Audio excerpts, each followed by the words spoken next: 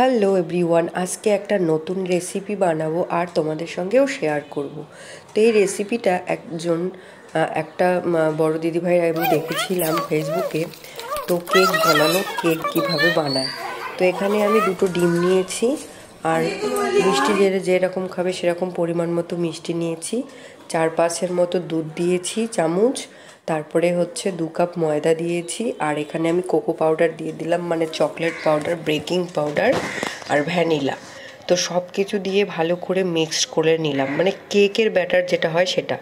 কড়াইয়ে এরকম সাদা তেল দিয়ে একটা চামচ আকারের বাটির মধ্যে এরকম করে দেখো, এটা কিন্তু চটজলদি একটা কেক বানানো। আমি দেখে ভীষণ অবাক হয়ে গেছি আর আমার খুব ভালো লেগেছে বলে নিজেও রেসিপিটা তোমাদের সঙ্গে শেয়ার করলাম বানিয়ে। তো অবশ্যই কমেন্ট করে জানাবে এই রেসিপিটা কেমন খেতে। পুরো একদম কেক, আমি তো এটাকে